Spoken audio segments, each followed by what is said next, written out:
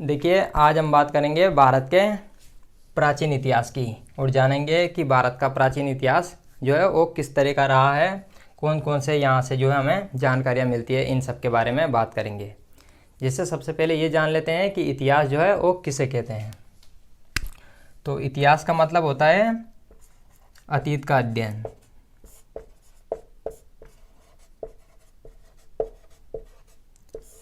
बीते हुए काल के बारे में जानने की कोशिश करना ही जो है वो इतिहास है। जिससे जो समय गुजर गया है वही इतिहास है। लेकिन इतिहास में हम जो है सिर्फ उन्हीं बातों को शामिल करते हैं, उन्हीं महत्वपूर्ण घटनाओं को शामिल करते हैं जिनका कोई इम्पोर्टेंट है। तो इम्पोर्टेंट घटनाओं को जो है इतिहास में शामिल किया जाता है। जैसे जो है कोरोना आया था तो वो भी एक जो है इतिहास में उसको शामिल किया जा सकता है। तो ये इतिहास जो है अतीत का अध्ययन है। अब हम जो है इसको जान लेते हैं कि इतिहास को हम जो है वो अलग अलग भागों में बांट कर पढ़ेंगे।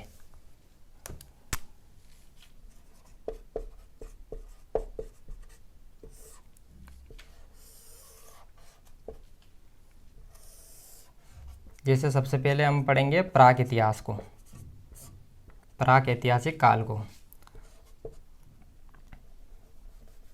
उसके बाद हम जो है वो आद्य ऐतिहासिक काल को पढ़ेंगे और उसके बाद ऐतिहासिक काल। जैसे सबसे पहले बात करें इतिहास के जनक की, तो इतिहास के जनक जो है वो हेरोडोटस है। तो इतिहास का पिता जो है वो हेरोडोटस को कहा जाता है।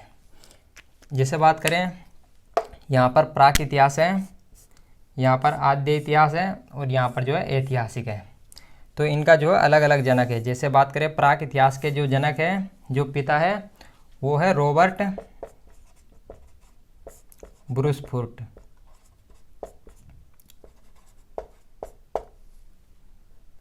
Robert Bruce Foote. और जो आद्य ऐतिहासिक काल के जो पिता हैं वो कहा जाता है जॉन मार्शल को, जॉन मार्शल। और जो ऐतिहासिक जो इसका जो ऐतिहासिक काल का जो जनक है वो माना जाता है हेरोडोटस को, क्योंकि ऐतिहासिक जो ये जो पार्ट है ये बहुत बड़ा है और इसका जो है हेरोडोटस ने इसका अध्ययन किया था। इस कारण इसको जो है पूरे इतिहास का जनक जो है वो हेरोडोटस को कहा जाता है। तो अब जैसे बात करते हैं कि प्राक इतिहास किसे कहा जाता है। तो प्राक इतिहास का मतलब होता है जो ये सबसे जो है प्रारंभिक समय था, ये सबसे जो है पहले का समय है। इसमें बात करें तो जो मनुष्य था वो लिखना और पढ़ना नहीं जानता था।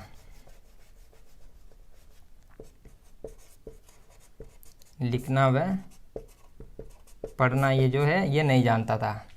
और जैसे बात करें आद्य ऐतिहासिक की, तो इसमें जो है मनुष्य लिखना तो जानता था, लेकिन वो जो है कुछ ऐसा लिख गया कि उन्हें जो है हम पढ़ नहीं पाए। इसमें हम बात करते हैं सिंधु सभ्यता की।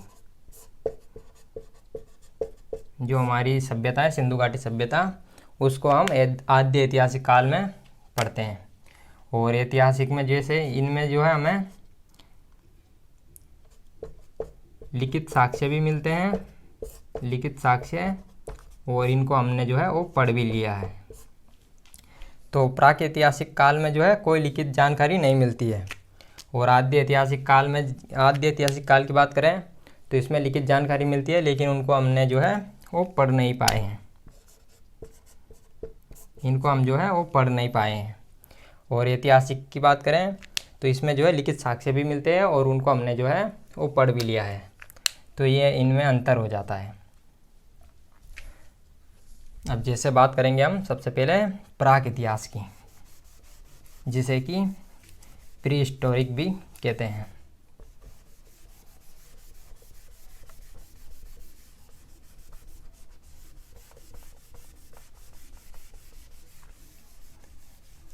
तो जैसे बात करें सबसे पहले प्राक इतिहास की, तो इसको भी जो है इसमें जैसे बात करें इसमें जो है वो इसे स्टोन एज भी कहा जाता है, क्योंकि इसमें जो है पत्थरों का अधिक प्रयोग होता था। जो इस समय जो मानव जाति थी वो पत्थरों का प्रयोग ज़्यादा करती थी, तो इस कारण इसको जो है वो पाषाण काल भी कहा जाता है। पाषाण का मतलब होता है पत्थर। और इसे जो है अलग अलग भागों में बांटा गया है प्राग इतिहास को। जैसे सबसे पहले बात करें पूरा पाषाण काल, उसके बाद मध्य पाषाण काल,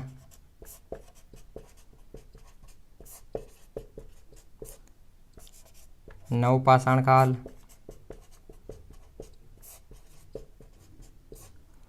तथा ताम्र पाषाण काल। इन 4 भागों में जो है वो प्राग इतिहास को बांटा गया। जैसे सबसे पहले हम बात करेंगे पूरा पाषाण काल की। तो इस समय जो मानव था वो मुख्य रूप से जो है खाना बदोश था, मतलब जो है उसका मुख्य काम जो है वो पेट भरना था। और इस समय जो है ये आकेट करता था, शिकार करता था। और ये जो है ये खाना बदोश था, मतलब भोजन को ये केवल खाना खाता था, पेट भरता था और भोजन को इकट्ठा करता था। और इसी समय जो है पूरा पाषाण काल में जो है आग की खोज हो गई थी।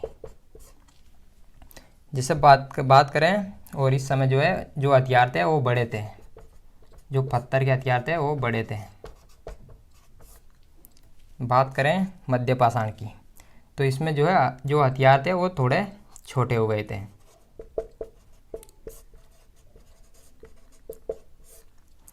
इसके बाद बात करें नवपाषाण काल की, तो नवपाषाण काल में जो नवपाषाण काल है उसमें जो मानव था उसने जो है वो खेती करना शुरू कर दिया था। खेती के साथ साथ ये जो है ये पशुओं को पालने लग गए थे। जैसे सबसे पहले बात करें कुत्ता की, तो कुत्ता जो है मनुष्य का पालतू जानवर हो गया था। और इसी समय पहिए का भी आविष्कार हो गया था, और साथ ही जो है मनके का भी निर्माण कर लिया था, घड़ा है। तो जो मिट्टी के बर्तन होते हैं उनका भी जो है जो घड़ा होता है उसका भी जो है प्रयोग होने लग गया था। तो नवपाषाण काल में जो है वो खेती शुरू हो गई थी। जैसे सबसे पहले खेती में जैसे बात करें जौ व गेहूँ जो है इनका प्रयोग होता था, इन्हें जो है लोग बोते थे। तो नवपाषाण काल में खेती शुरू हो जाती है लगभग 7000 आज से 7000 ईसा पूर्व।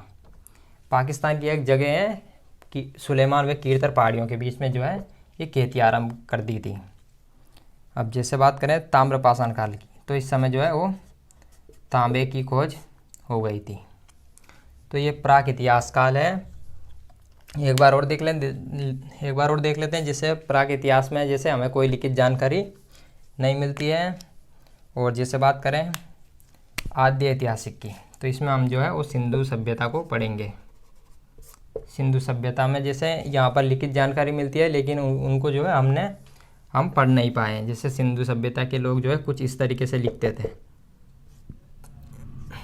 तो उनको जो है हम अभी तक पढ़ नहीं पाए हैं।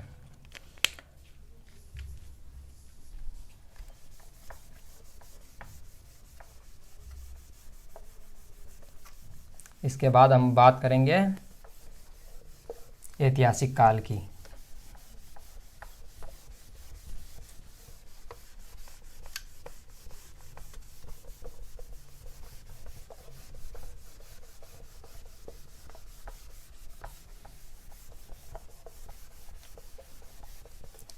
तो अब बात करते हैं ऐतिहासिक काल की।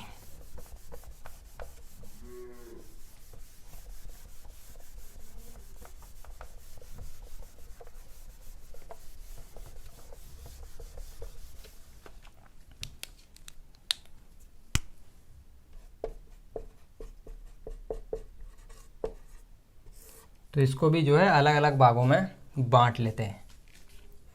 जैसे देख लेते हैं कि यहाँ पर जो है कौन कौन से हमें जानकारी के स्रोत मिलते हैं।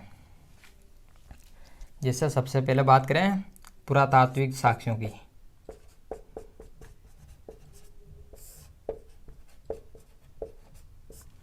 इसके बाद बात करें विदेशी यात्री। जैसे बात करें विदेशी यात्री आए थे, जैसे कि हेनसोंग, फाइयान, ये चीन से कुछ यात्री आए थे, तो उनसे भी हमें जानकारी मिलती है इतिहास की। तो पुरातात्विक साक्ष्य, विदेशी यात्री, इसके अलावा बात करें साहित्य, साहित्य से भी हमें जानकारी मिलती है। पुरातात्विक इतिहास की बात करें तो इसमें हम पढ़ेंगे अभिलेख तथा सिक्के।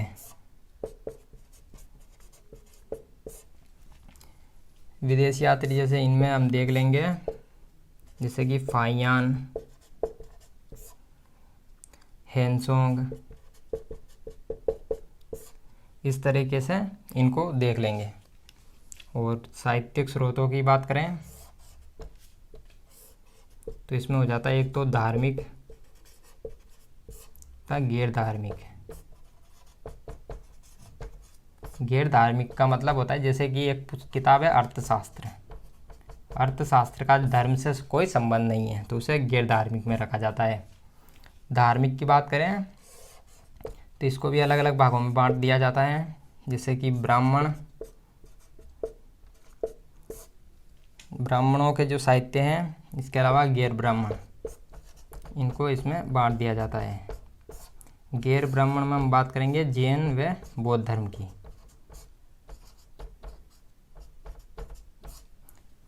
और जैसे बात करें ब्राह्मण, जो ब्राह्मण साहित्य हैं उनमें हम पढ़ेंगे जैसे कि वेद है, उपनिषद है,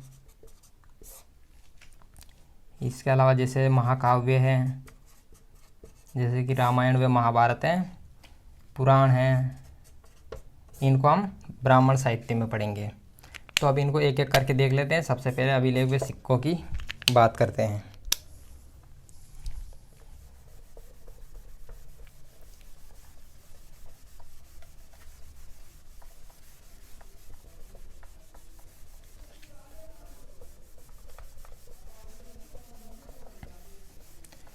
तो सबसे पहले हम बात करते हैं सिक्कों की।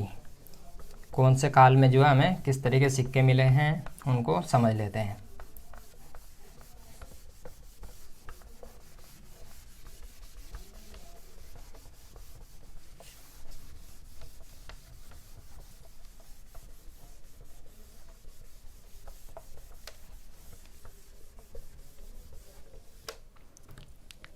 तो सबसे पहले बात करते हैं सिक्कों की।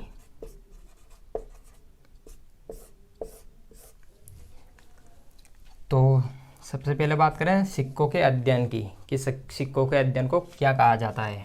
तो सिक्कों के अध्ययन को कहा जाता है न्यूमिस्मेटिक्स।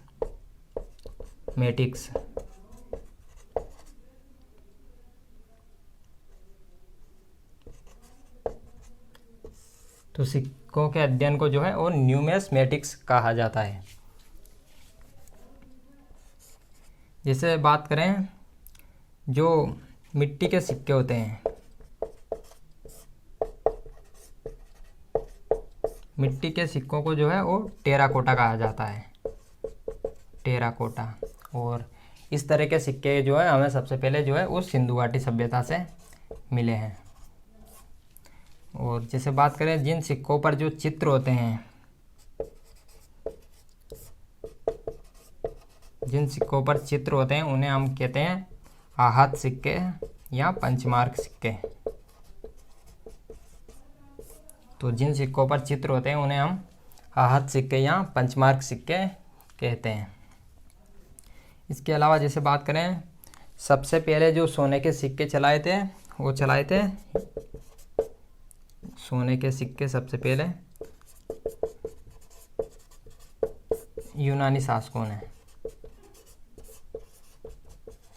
तो यूनानी शासकों ने जो है वो सबसे पहले सोने के सिक्के चलाए थे। इसके अलावा जैसे सर्वाधिक सोने के सिक्कों की बात करें, सर्वाधिक सोने के सिक्के वो हमें मिलते हैं गुप्त काल से। इसके अलावा चांदी के सिक्के हमें मौर्योत्तर काल से मिलते हैं, शीशे के सिक्के सातवाहन काल से मिलते हैं। तो ये सिक्कों से संबंधित बातें हो जाती है। सिक्कों का अध्ययन न्यूमिस्मेटिक्स कहा जाता है इसको।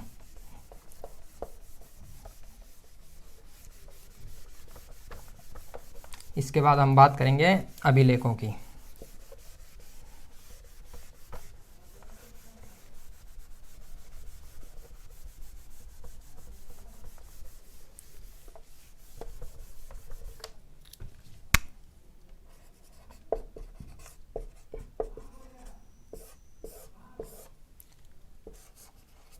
तो अभिलेख की बात करें तो जैसे बात करें, एक होता है जो पत्रों पर जो है लेख लिखा जाता है, उन्हें हम कहते हैं अभिलेख। और एक होता है जो स्तंभ पर लिखा जाता है, उनको कहते हैं स्तंभ लेख।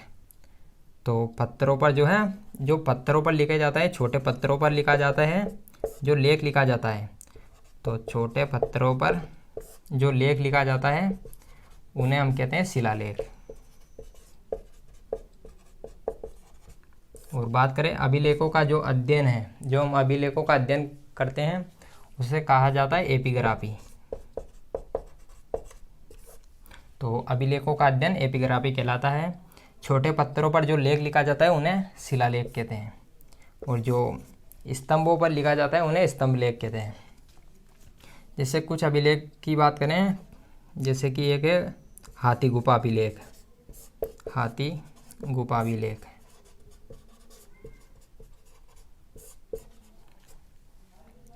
इसके अलावा एक है ये हाथी गुफा अभिलेख जो है ये उड़ीसा में। एक है ऐहोर अभिलेख,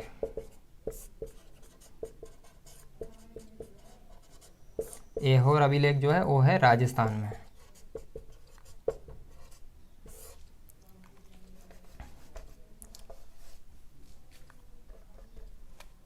तो ये जो है जैसे हाथी गुफा अभिलेख उड़ीसा में, ऐहोर अभिलेख राजस्थान में, ये इस तरीके से जो है ये कुछ अभिलेख हैं।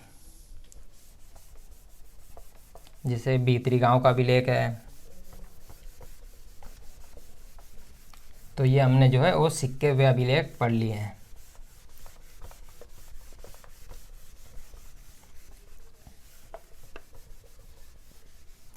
इसके बाद बात करें साहित्य स्रोतों की।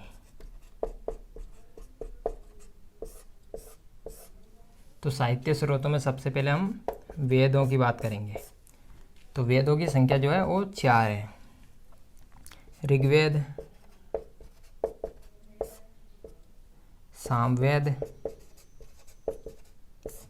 यजुर्वेद तथा अथर्ववेद, ये 4 वेद हैं, इनको पढ़ लेते हैं। जिससे बात करें ऋग्वेद की, तो ऋग्वेद में जो है वो 10 मंडल हैं और 1028 जो है इसमें सूक्त हैं। जिसे ऋग्वेद की बात करें तो इसमें जो है वो गायत्री मंत्र है, गायत्री मंत्र जो कि सूर्य भगवान को समर्पित है। गायत्री मंत्र जो हम गाते हैं ओम भूर्भुवः स्वः, इस तरीक़ा से जो है वो गायत्री मंत्र है, वो ऋग्वेद से लिया गया है। इसके बाद जैसे बात करते हैं सामवेद की, तो सामवेद में जो है वो लगभग 1875 इसमें मंत्र हैं। मूल रूप से इसमें जो है वो 99 मंत्र थे, बाकी जो है इसमें ऋग्वेद की कॉपी कर ली गई है। और जैसे बात करें यजुर्वेद की, तो यजुर्वेद में जो है वो लगभग 1990 इसमें मंत्र हैं जो कि युद्ध व कर्मकांड से संबंधित हैं। युद्ध व कर्मकांड, तो युद्ध व कर्मकांड से संबंधित जो है वो जानकारी हमें मिलती है यजुर्वेद से। अथर्ववेद की बात करें तो इसमें जो है लगभग 6000 मंत्र हैं। तो अथर्ववेद में जो है वे लगभग 6000 मंत्र हमें मिलते हैं। और वो भी जो है इसमें बात करें, जैसे ये जादू टोना से संबंधित इसमें ये मंत्र हैं, तो जादू टोना से संबंधित बातें जो है वो अथर्ववेद में मिलती हैं। तो ये हो गए वेद। अब हम बात करेंगे आरण्यक ग्रंथों की। आरण्यक साहित्य किन्हें कहते हैं हम उनको जानेंगे।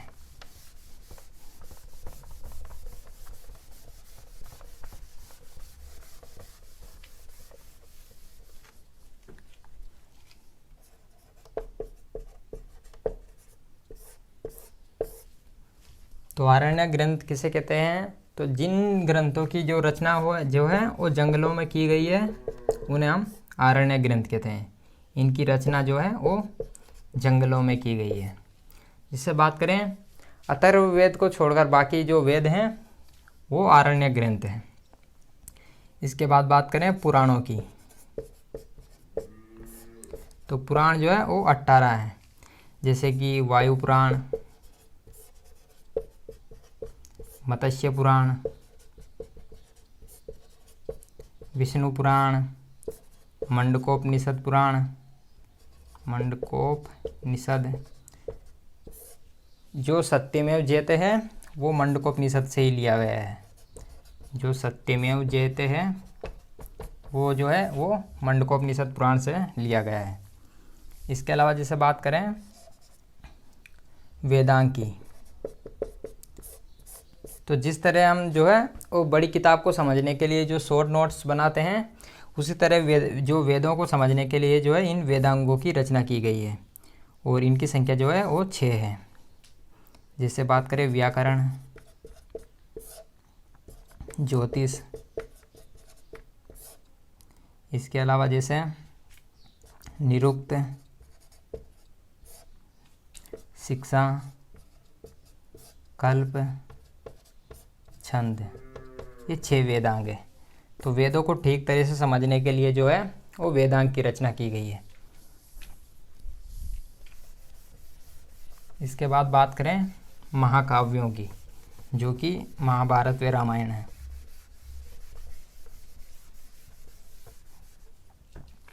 जिससे बात करें महाभारत की, तो महाभारत का जो प्राचीन नाम है वो मिलता है हमें जय संहिता। महाभारत का जो पुराना नाम है वो है जय संहिता। बात करें महाभारत की, तो इसमें जो है शुरू में जो है वो 8800 जो है इसमें श्लोक थे, लेकिन वर्तमान में इसमें लगभग 1 लाख श्लोक हैं। महाभारत की रचना जो है वो वेद व्यास के द्वारा मानी जाती है। इसके बाद बात करते हैं रामायण की। तो रामायण की जो रचना है वो महर्षि वाल्मीकि के द्वारा मानी जाती है। वाल्मीकि। बात करें रामायण की, तो इसमें जो है इस शुरू में इसमें लगभग 12,000 इसमें श्लोक थे और वर्तमान में इसमें जो है 24,000 श्लोक हैं। तो ये जो है प्राचीन भारत का इतिहास था। और इसके बाद हम जो है वो सिंधु घाटी सभ्यता को जो है अगली क्लास में पढ़ेंगे।